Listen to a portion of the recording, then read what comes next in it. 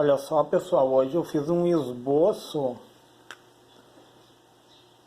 de como funciona, tá? As nossas cargas resistiva, capacitiva e indutiva. Ou seja, como que vai funcionar a tensão e a corrente elétrica sobre um resistor, como ela vai funcionar sobre um capacitor e como ela vai funcionar sobre um indutor. Então, no resistor, pessoal, no resistor, olha só, esse gráfico aqui, ó,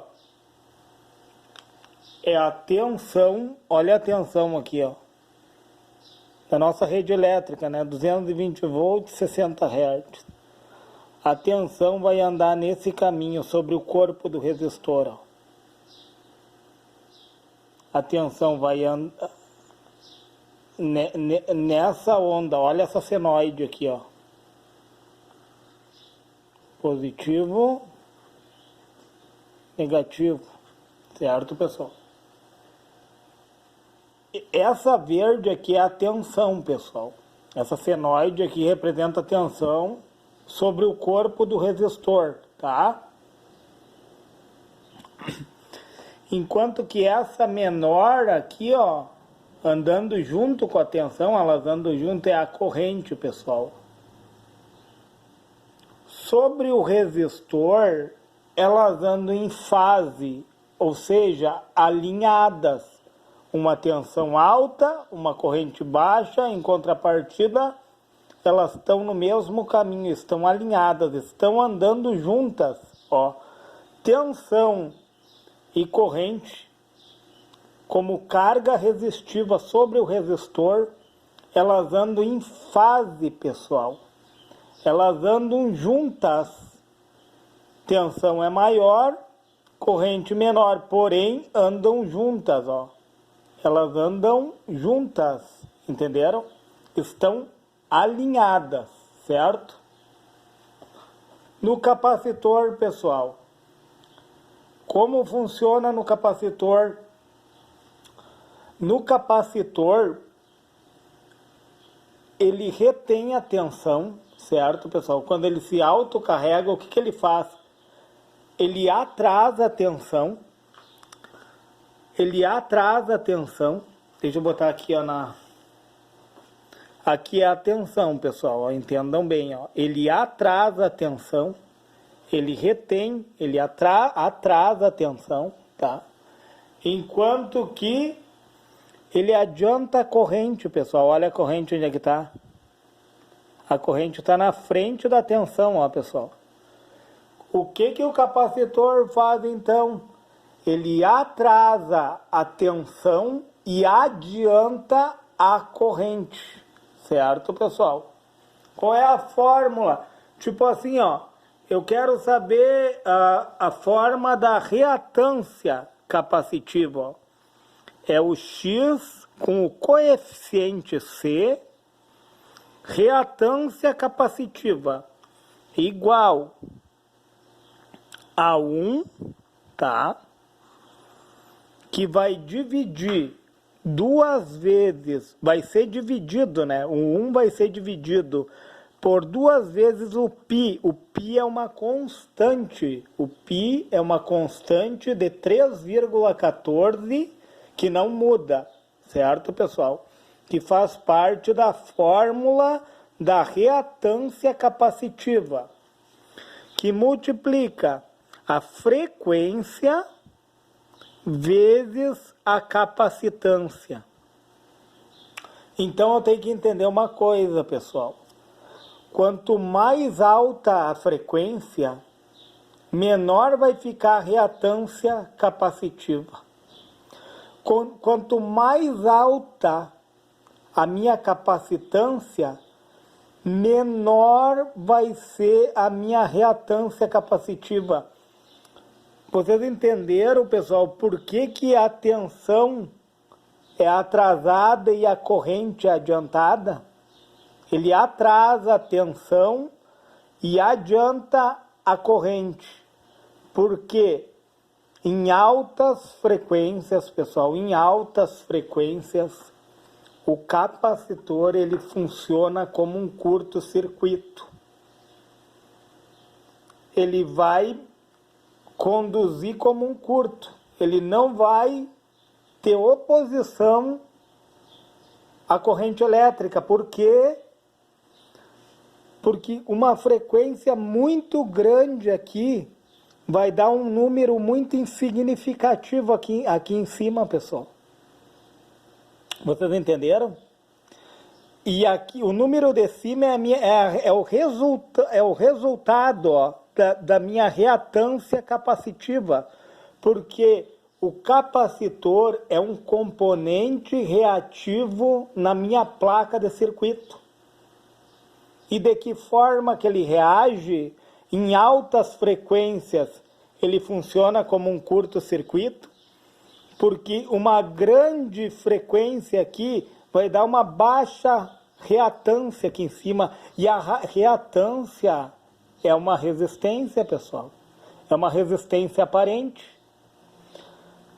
Uma alta capacitância, se esse capacitor tiver uma alta capacitância, um alto armazenamento, da mesma forma, pessoal, ele vai apresentar uma baixa resistência à corrente elétrica.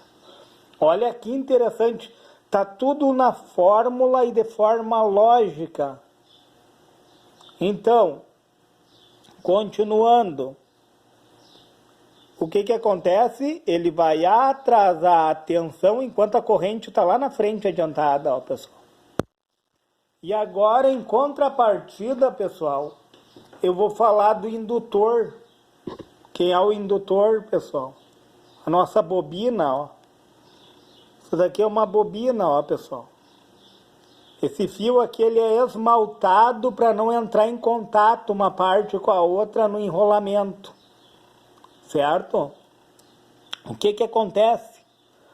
A bobina, pessoal, o indutor, ele faz o papel contrário. Porque vamos colocar a fórmula da reatância indutiva. Ó. É o X com o coeficiente L igual a 2 vezes π vezes frequência vezes indutância, tá? O que acontece, pessoal? O que acontece aqui, ó? Quanto maior a frequência, maior a indutância reativa. Vocês entendem que ele é o contrário? Em altas frequências, a bobina funciona como uma chave aberta. E quanto mais indutância ela tiver, mais resistência ela vai ter. Quanto mais frequência, mais resistência, a resistência aparente. Então, o capacitor e a bobina, eles apresentam uma resistência aparente, influenciando no circuito. O capacitor atrasa a tensão, enquanto que a bobina, pessoal, ela adianta a tensão. A bobina vai adiantar a tensão, olha aqui, ó. A tensão está lá na frente, ó. A bobina adianta a tensão. Enquanto a tensão já deu um pulso da tensão, olha aqui, ó, pessoal. Enquanto que a corrente começou lá na metade do pulso da tensão. Então a bobina, ela adianta a tensão e atrasa a corrente, entendeu? Atrasa a corrente. Por isso que o capacitor e a bobina são elementos reativos dentro de um circuito elétrico.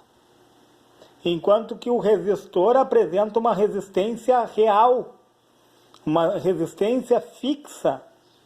Entenderam, pessoal? O capacitor, em primeiro momento, funciona como um curto, depois ele vira uma chave aberta. A bobina em altas frequências, é uma chave aberta. E ao contrário, ela vira um curto, em baixas frequências. Por isso que a bobina deixa passar os nossos 60 Hz. E nela ficam todos transientes. E aquilo que passa pela bobina e retorna, pessoal, ó, tipo a bobina, ela trabalha nos EMI, nas interferências eletromagnéticas que vem do fase do neutro, EMI, de forma interna, interferências eletromagnéticas, enquanto que o capacitor trabalha nos RFI, interferências de radiofrequência, interferências externas, interferências, as harmônicas que o chaveamento lá do MOSFET vai fazer, são frequências altíssimas, o capacitor vai mandar para o terra. Que legal isso, né, pessoal? Se lhe foi relevante esse vídeo, pessoal, se você entendeu o que é uma tensão e corrente em fase, que andam alinhadas, uma tensão que é atrasada por um capacitor, uma tensão que é adiantada por uma bobina, deixe o seu joinha, se inscreve no meu canal para que eu possa colocar conteúdos mais relevantes.